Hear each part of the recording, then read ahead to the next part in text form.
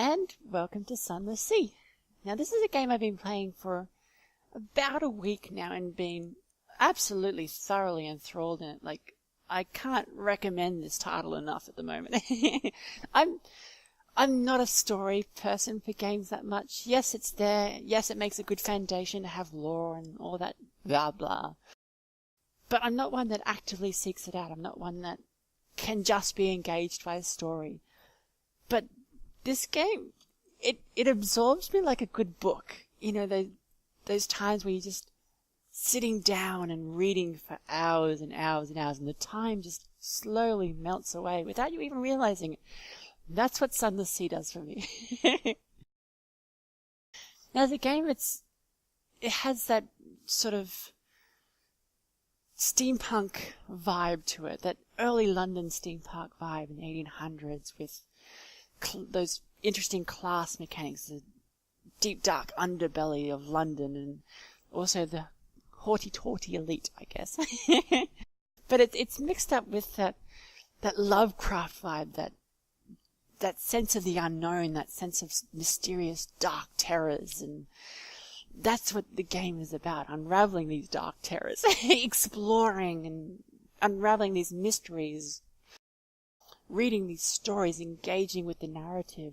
That's what this game's all about. Now, it's from the same group that made that browser game, Fallen London, aka Echo Bazaar.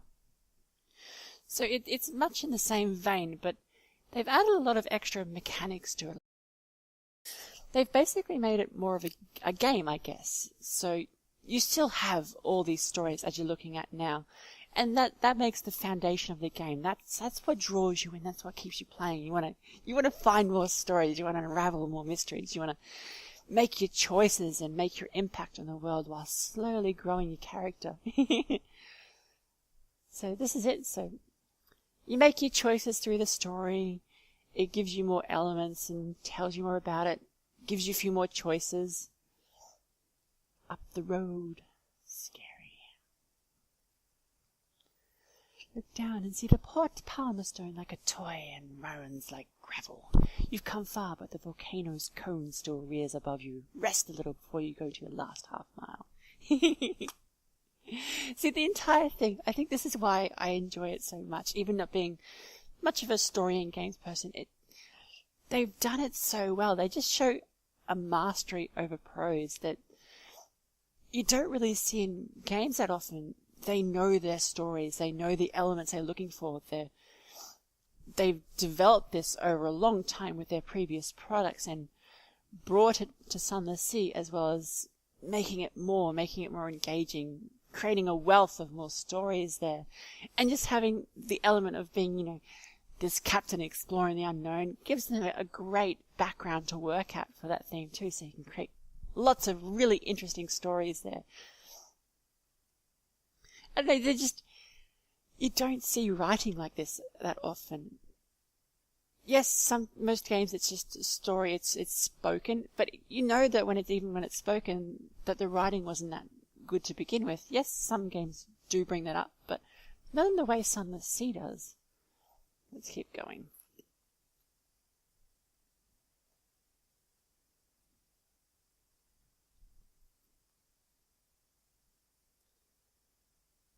Tea with the deviless.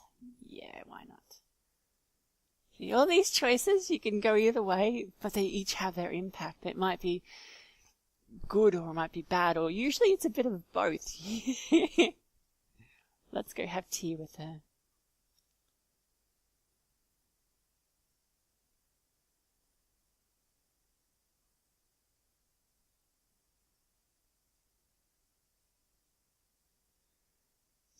Fragments. That's not too bad. There's a whole heap of resources that come out during these stories as well, and just through the gameplay. I'll show you the whole, I know it's journal.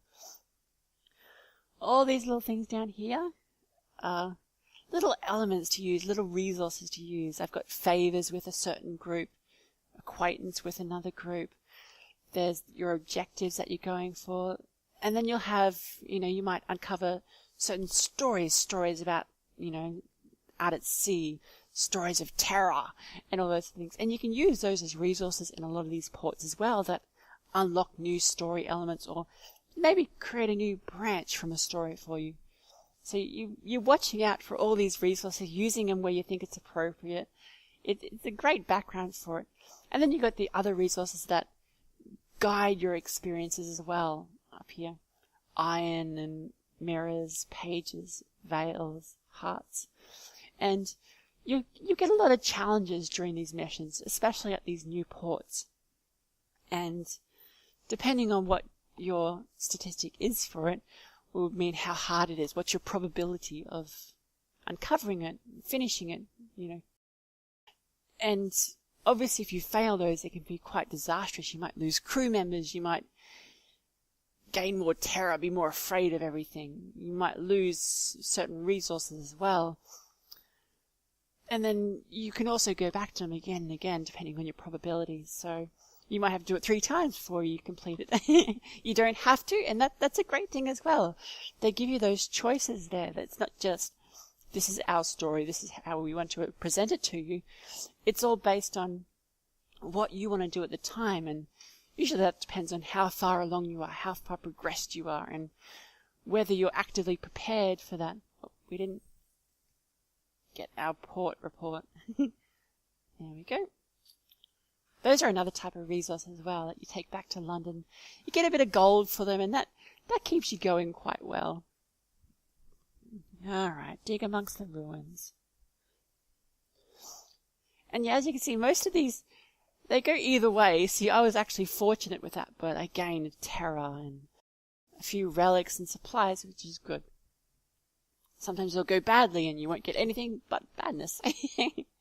So as you see, terror, that's your 3 mechanics up on the left. So my terror is getting quite high, and that can create a few more, mysteries while you're out at sea, and different events that you might have to overcome because of it.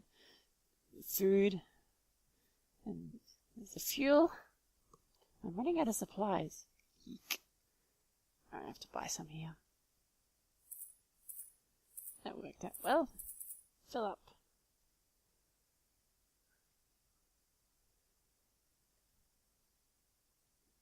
Oh, yes, I'll buy some of those. They sell quite well in London. See, it's funny, you can actually play this as the adventure if you want to, and that's what I love. I'm an adventurer at heart. I like uncovering the mysteries of the world. Or you can play it like a trading game where you're going between ports and buying and selling goods. Oh, all the way up there. Jesus. I didn't realize that. Oh, I need something from here. Go back, boat. I just realized that I need a report from here. I know, I got the report.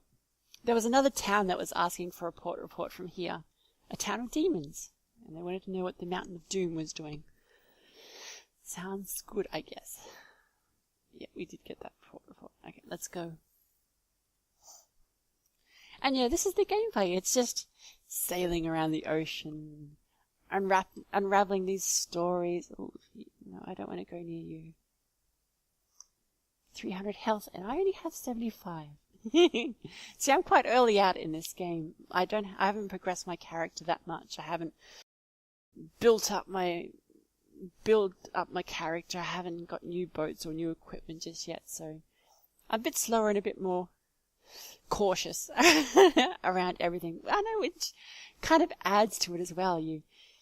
You're watching out. You're constantly wary of your surroundings and being very careful. The ocean is dark and full of terror. Yeah, let's go this way. And yeah, you can send that little, it's called the Zubat, I think. And it finds you new ports to work towards. Up there. And I know, it's just, it doesn't look like much when you're playing. It's the background's not that dynamic, but just the way they've drawn all this and the way they've created this world and the detail they've put into it, not just with the artistic elements, but just how they've incorporated those stories to it. Oh, chancy challenge. Oh no. Oh, I lost some crew.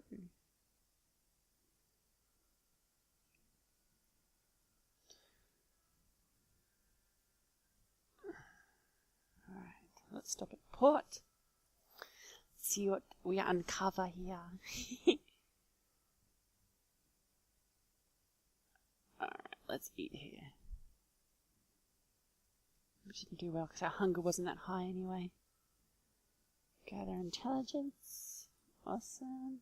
And see, as you can see, there's a few things we don't have.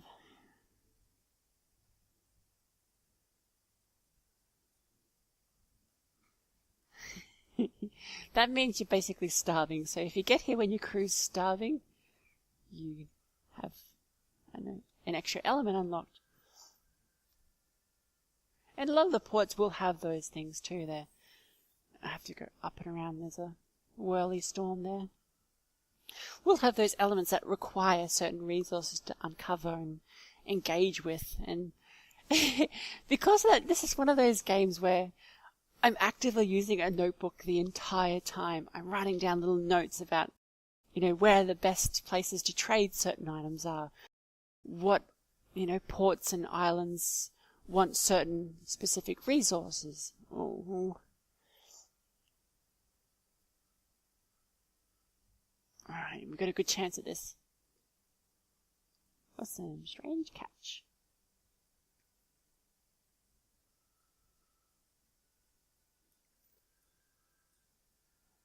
Like I said, there's a strange catch, and you have all these ports that all require the same resource like that sometimes, but they each give something different. Sometimes it's gold, sometimes it's influence. Oh, we're not going very fast here.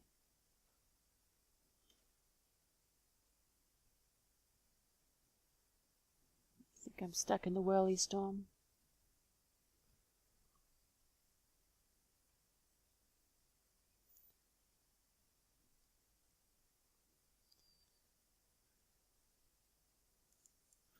Where was I?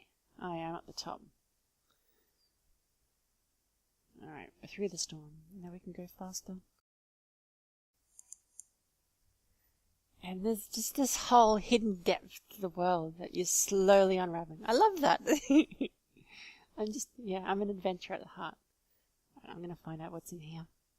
Probably a bad idea, but I'm doing it anyway. Hello, secret port.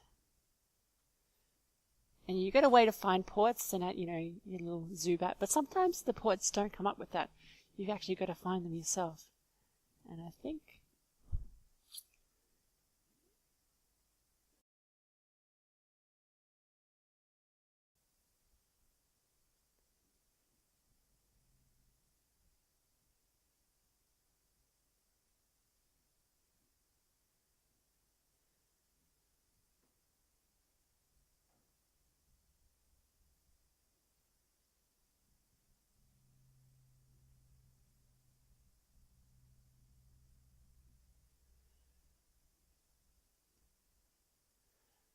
Alright, should I go to the terror stop? Yeah, why not?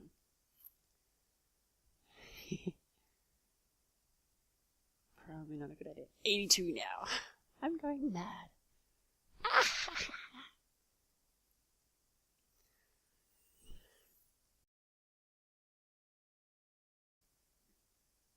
I don't know, it's just a wonderful game that I recommend to anyone that likes story, that enjoys narrative in games.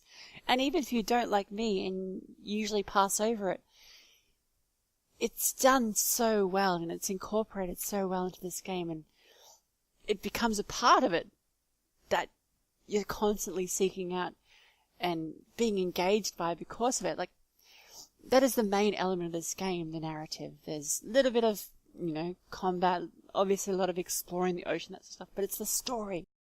You're exploring for the story. You want to unravel more. You want to uncover more. You want to make your impact on this world, and that's a great foundation for a game. Overall, thoroughly recommend. Well, enjoy, people. I hope you like it.